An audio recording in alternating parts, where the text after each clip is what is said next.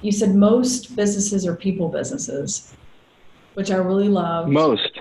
Yes. Not all. I can think of some that aren't, but everything that I've ever done has been what I would say a people business. Yeah. Whether it's a restaurant to what we're doing now. Yeah. So tell me about that, because that's true. And then there's also kind of a deeper meaning there, which is really why I love what you said, right? Because even if you're not directly impacting people, you're working with people. So talk to us a little bit about that, especially you, because you're hoping to hire people. Yeah, it all comes down to people in my book. And I think, running all those restaurants and having several hundred people kind of always under my responsibility allowed me to develop what I would like to say or think I have high emotional intelligence, adaptability intelligence. Yeah. I think it's all about reading situations and each person's, whether it's motivation of your internal staff, how to appropriately communicate with them, understanding that, versus how to navigate a $1 billion health system and the bureaucracy that is involved with partnering with those type of, health systems. It takes a lot of self-awareness, situational awareness, and it always comes down to people.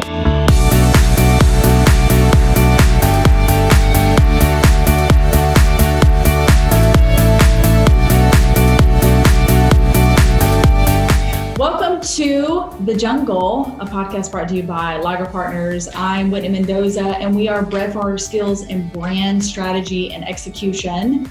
And so today I'm joined by David Guren, which is really fun to say now that I know how to say it. And he is managing partner of Brundage Workforce Solutions. So David, thank you for joining me today. Thanks for having me. Excited to be here. So we are going to very much talk about healthcare today. And healthcare is such a big term, right? Healthcare can mean devices. What does it mean? Yes, it can mean like when you go to the doctor. We could be talking about hospitals, all sorts of different things. So set up your world for us. What is healthcare for you, and kind of what brought you here? So in my world, healthcare, really the bulk of it is in what you would kind of call the garden variety hospital, which is an acute care hospital. Everybody has them throughout their communities, and our firm partners with health systems essentially at the core level for them to provide higher quality care more efficiently. And we can kind of dive into why that's such a big issue now. I got into healthcare. I've had an interesting path. Straight from college, I went into operations for a large franchise that owned 300 Panera Breads. And so everybody's been to a Panera Bread most likely, and ended up running a bunch of Panera Breads, 6 facilities, and over all the operations, and, was responsible for everything that entailed. And it was a great, career, and it was great for me and my life for almost 10 years. And then I realized it wasn't the industry that I wanted to be in long term. So I had to make a difficult decision to essentially start over in my early 30s, and went into healthcare staffing. And so worked for a large firm that kind of learned the ropes in that niche. And it's a small niche in healthcare, but healthcare in the United States, if it was an independent country, would be the 5th largest GDP in the world. So there's over $5 trillion a year spent on healthcare in this country. And so we focus on what is called the revenue cycle for healthcare, which allows the hospitals to get what we call reimbursed from either the government, Medicare, Medicaid, or the commercial payers, the United, the Cignas of the world. And so there's a war going on essentially between hospitals, physician groups, and these insurance agencies. And that's kind of where we step in. Sure. So when we're talking about healthcare, I alluded to the fact that it's all these different words, but it's also a dirty word for a lot of people. So you said higher quality and healthcare in the same sentence. Break that down for me. What does that mean? So healthcare is at an interesting crossroads where for the last 20 years, it's always been what's called in our industry fee for service. Okay, so if you went into a hospital with a broken arm, you would go in, they would fix your broken arm, and for that service, there's a set fee. Very straightforward. There's a transition in the last 5 to 10 years to what is called value-based care. And now hospitals are now getting reimbursed more on quality and, how high quality was that service. Were you in the hospital the right amount of time? And we're talking down to a specific number of hours, not always just days. And so now the reimbursements for these hospitals are tied to that quality or value. And if the quality's not there, the hospitals now either get penalized or they just don't get reimbursed at all. And so that's why you're seeing a lot of mergers and acquisitions right now. If you're not investing in keeping up with the times, a lot of health systems and hospitals are going out of business. And so that's where the quality piece comes in. Whether it's working or not is still up for debate, but that's kind of the transition that's going on, and to where from the average consumer, they may not see that side of it quite yet. Okay. So hearing you say that feels like it leads into, because I want to go back a little bit to this life change that you made in your 30s. What in you along that path prompted you, because you said, I was like, I did this for several years, and then you just kind of decided like, this is not really what I really want to do for the rest of my life. What was that crossroads of like, I got to do something else, and then why healthcare? Sure. So I think it's a bold move. I don't think that most people will make that type of move. And so I love to share the story because I think, it's all about patience and the long play for me. And so, I was making 6 figures in that industry. People thought I was crazy to just quit that and get into a new space. Why healthcare? I just had relationships with people that were in the business. And so I was able to get some insight into the niche that they were working in, understanding that it had just recently got through that 2008, 2009 recession pretty much unscathed. And so to me, doing some research, it looked like a really good sector to get into, coupled with we're able to help hospitals now provide better care to communities. We work with some of the best physicians in the country, and we provide these, staff members and these physician advisors that can help, these hospitals. And now it does trickle into the physician groups as well.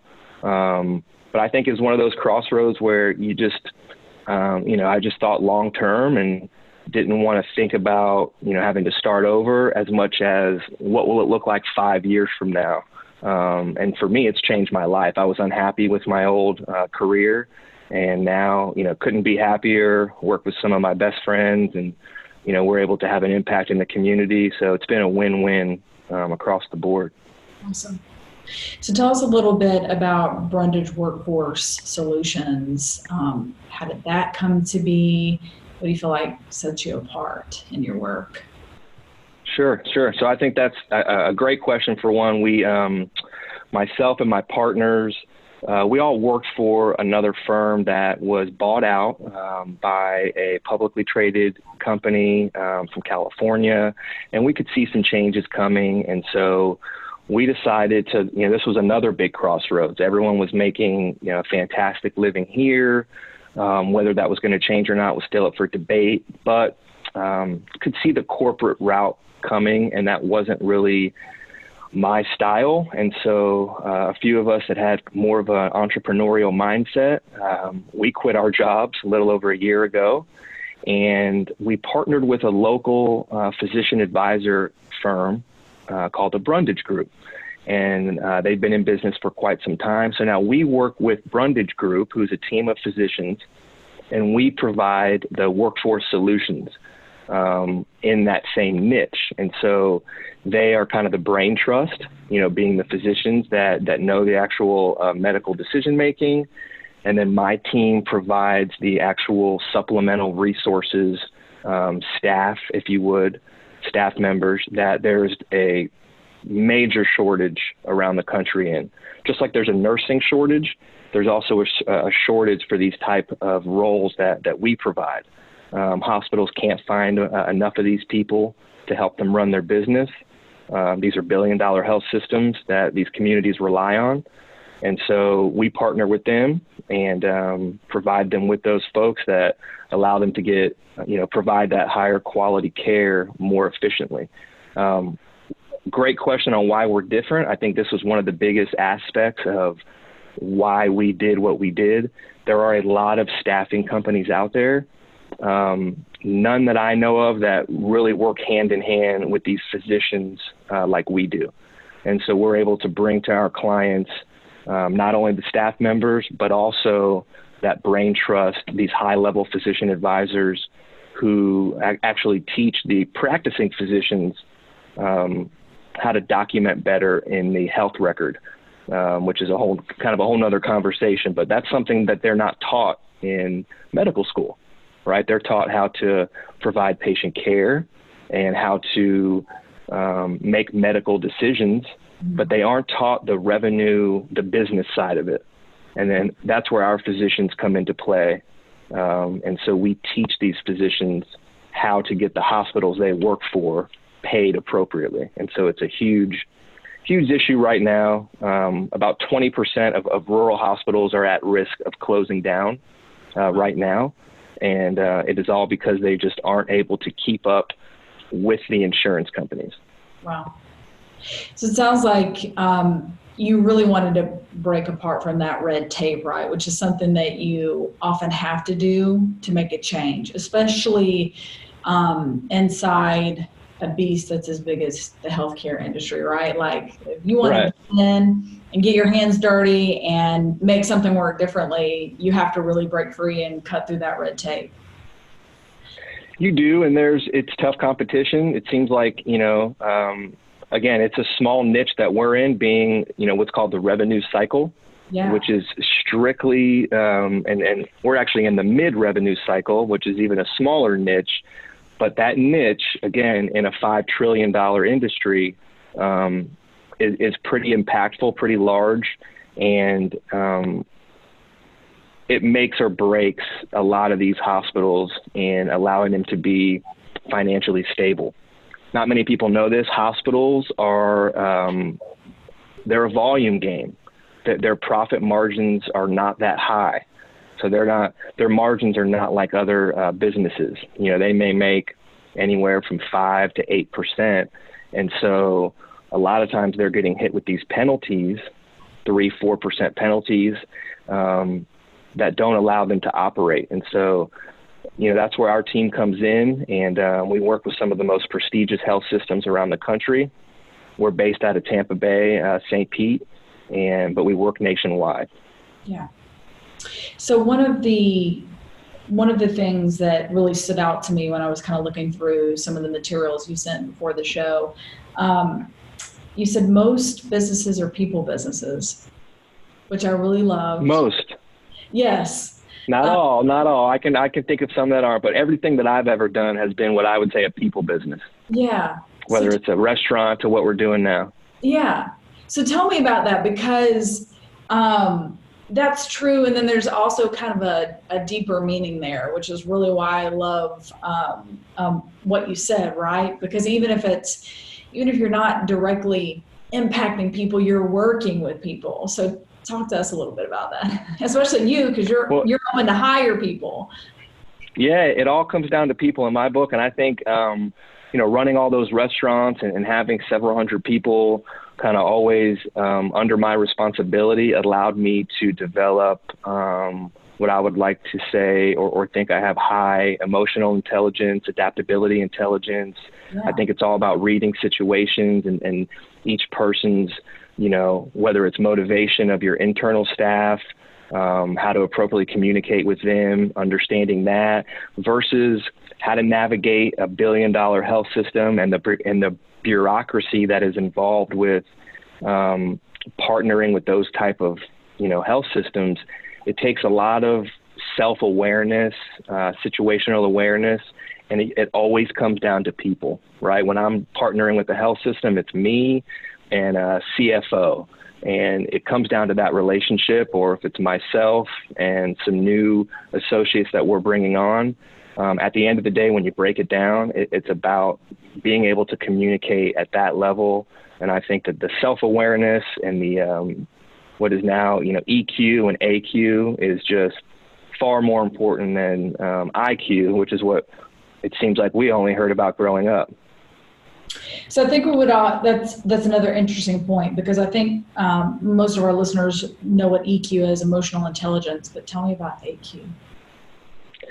Essentially adaptability intelligence and being able to adapt. And so we're in a very interesting time with, we still talk about the internet as this kind of new toy, and it's just because there's just continuous new ways to utilize that. And I think we've all heard from many different, public speakers and motivational speakers. We're in a time now that we just have never had the type of ability we have with the internet to connect with people, to run our businesses, to scale businesses. I mean, we think about our grandparents and kind of how they were limited to now.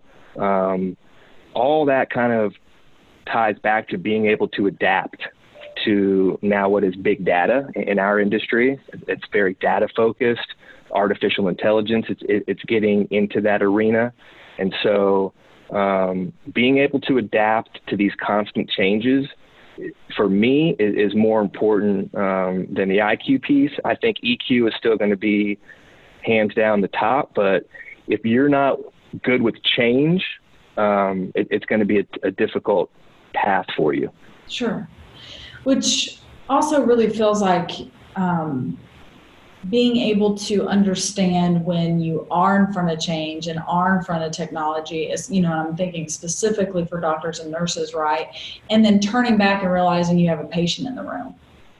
Because that's what I personally see happen so much is, you fill out this form and then the doctor comes in and maybe they've got an iPad or something, right? They're looking at this and they're looking at you and they're kind of sort of asking you the same questions that you just spent 30 minutes filling out on the form. Right. And then it's bim, bam, boom, get you in, get you out, right? Like there's yes, you have all this data that's in front of you, but then you need to remember to turn and say, but this is a real live human being. And to be able to kind of interact and handle both. No, absolutely. And fortunately, most physicians, obviously you have to find the right one. They're good at providing patient care. Obviously, if you find the one that kind of you reference that's, pushing you through and not giving you the time of day, that, that's kind of a different story. But finding that right doctor, if you go to the hospital and God forbid that happens, most of the physicians provide quality care. The problem is that they're not reporting that as quality care. So they're not documenting in what we call the record or your chart. They're not trained in medical school how to document in that, which allows now the insurance companies to pay the hospital back. And so there's a huge disconnect there. It's almost mind-blowing that they'd go through all those years of schooling and residency, and then they come out and they can treat you for symptoms, but they aren't armed with the information to get their employer paid. And they're not tied to that in most cases financially. So they don't really have an incentive. They are trying to change that, and they are trying to come up with some different ways to have the doctors be tied into that, fiscally, but it's a long process. And so quality is of the essence, and the rural hospitals are the ones that really struggle. So just an FYI, if you have to ever get something or need to get something done, go into the city. The rural hospitals, obviously there are some great ones out there. I'm talking about more statistically. They struggle with the resources and things like that. Sure. So when you are assisting these hospitals and medical facilities kind of place those nurses, what are some things that you're looking for when you're helping to make hire or make recommendations? So like on the client side, so I'm more on the client side. Okay. So essentially, I'm partnering with the facilities, kind of negotiating the contracts, getting those things in place, finding hospitals that have these pain points. And then we have a team of essentially recruiters that have relationships with these revenue cycle specialists. And then that we partner them up. So they work for us. They're W-2 employees of Brundage. They essentially appear to the hospitals as contract workers. But, we provide the PTO, healthcare, paid holidays. And so they don't have these folks. It could, let's say we're talking in your region in Atlanta. Atlanta has a huge, healthcare hub with Emory Healthcare being one of the most prestigious medical schools in the country, to Piedmont, and they can't keep up. They can't keep up in resources and personnel. And so most of those large health systems partner with one firm or another to provide these supplemental resources. So what I'm looking for on the client side or, these pain points, we meet a lot of these folks at trade shows, through LinkedIn and develop relationships with them and, aim to be long-term partners that can help their facilities out ultimately. Yeah. So a common theme and word that I keep hearing you use is the word partner, right? Like your partners partner with Brundage Group, and then you all partner with these facilities. So walk us through that, right? Because especially kind of bringing it back to your story of how you broke out and you knew you wanted to go do something different, right? Sure. We kind of put entrepreneurship in this box, right? Like you're not a true entrepreneur until you go out there and build something from the ground up, but that's not necessarily true. No, I mean, I think there are many types of entrepreneurs and you have a lot of them getting a bad rap because of the Instagram, fads, and there are a lot of, you don't really know what people are doing. In this case, we are building something from scratch because Brundage Group, who we, essentially partnered with, they never had these staffing resources. And so it is a buildup. You do have to create all new relationships. It takes time. These health systems are major bureaucracies with tons of red tape, board of directors, to be a direct exclusive partner, as I like to say, because it is a partnership. It can't be one-sided. And so, it's tough to get in the door, but I think once you do and you provide value, and what's big in our industry is probably big in any other, is ROI. If we can provide a return on our investment, and show that we can lower their cost or bring in more revenue, then they look to us, for that support. And that's what it's all about. Sure. So where do you see healthcare going in the future? We're in 2020 now. Yeah, that's an interesting question. Obviously, I know, that's going to be a big topic in the election coming up. I personally don't think, we are ready for Medicare for all. I think that like I mentioned, 20% of rural hospitals are at risk of going out of business. Mm-hmm. My concern is if we went to Medicare for all, that's governed by CMS, right, which is the government. They reimburse only a fraction of the that the commercial payers do. Okay, so the United, the Aetnas, the Cignas, they pay the hospitals more for the same service that, say, Medicare does. And so if we went to Medicare for all, I don't think that the health systems around the country are ready for that financially.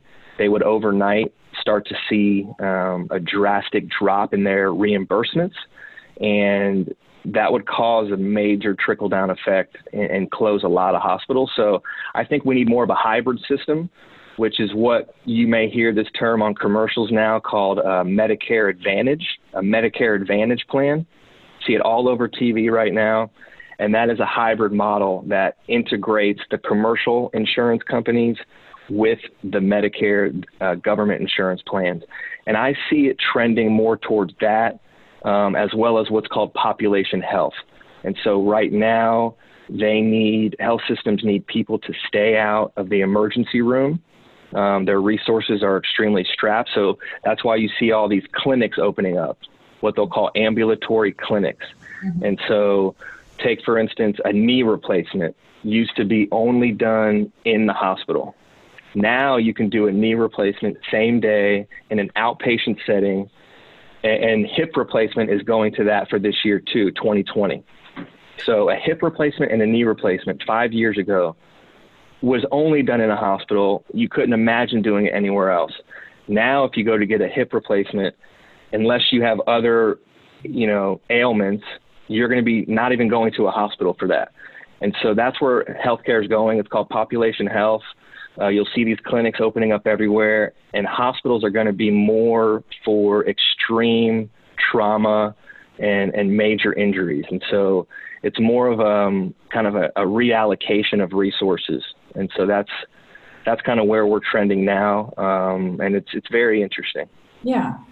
What about things like, I've seen a lot of apps pop up lately, and Teledoc, which I haven't personally done. I've heard. Oh, you haven't? Definitely. I recommend it. Okay. All right. Well, I hope I don't have to. If you have if you have like a sinus infection, sure, right? And you kind of know, look, I know what this is. I've gotten this before. It saves tremendous resources by being able to just pull out your app, connect with a doctor, let them know your symptoms, and then they can hopefully get you some, God forbid you don't need an antibiotic, but essentially that's another way to keep folks out of the hospitals. Yeah. There's too many people going to the emergency room for a UTI, which you should not go to the emergency room for a UTI. That you need to go to a urgent care or something like that. And so it's part of training the public on kind of starting to relook at hospitals. And that's why you see some of these scary bills. Someone takes their kid to the emergency room and they get stuck with a $10,000 ER bill. It's just not the right place to go. And so I think telehealth, these apps, again, that's part of the technology and kind of adapting with the times. Sure.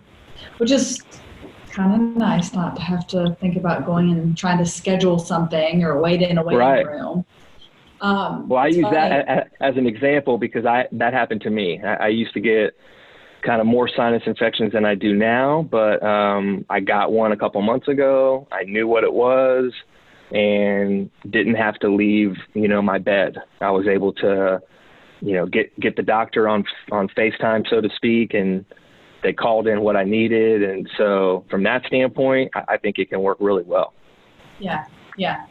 I just saw Instagram knows what all I pay attention to, obviously. And so I just saw an ad for they're trying to do the same thing with vets. And I was like, that would be amazing. I wouldn't have to worry about my poor little buddy to the vet. I could just be like, she's doing this and I need you to tell me what to do. So, I know the same for parents, right? Like you got work, and especially here in Atlanta, traffic, and it's just so much easier to be able to whip out the phone, and faster too for your child, right? Like you don't have to worry about trying to take time off or get in and see the doctor. And speaking of traffic, that goes right into kind of most of what we do, are probably 50-50 of those, consultants that we provide to the hospitals. Yeah. They're now remote. So they used to have to travel to these hospitals. Now they're able to do a lot of their work remotely, which kind of ties right in. And I know you see that at all kinds of different industries and major companies kind of going more that remote route. It's just a better allocation of resources, and so that all kind of ties in with this changing economy, shared workspaces, and all those kind of factors. Awesome. Well, thank you so much for joining me today, David. Oh, I appreciate it. Thank you for your time and allowing me to share what we do. It's been a pleasure. Sure. Okay, so if we want to learn more about Brundage Workforce Solutions, how do we do that? How can we connect with you? Go to brundagegroup.com. So Brundage, B as in boy, R-U-N as in Nancy, D-A-G-E, group.com. You'll see all the tabs at the top. We do a variety of different things, and we partner with health systems to provide better care. And so definitely check us out. I'm sure you'll see this on LinkedIn or whatnot. We try to have a pretty good presence on there. But yeah, that's it. Awesome. That's how you and I connected, LinkedIn. Exactly. Yeah, that's our major bread and butter. We've done some other little digital social spots, but I think LinkedIn is our sweet spot. A lot of it's from just word of mouth and trade shows. Sure. It's coming back. LinkedIn's coming back. So. It is, absolutely. Yeah. David Guren, cool. Thanks so much for joining me. Thanks, Whitney. Have a great day.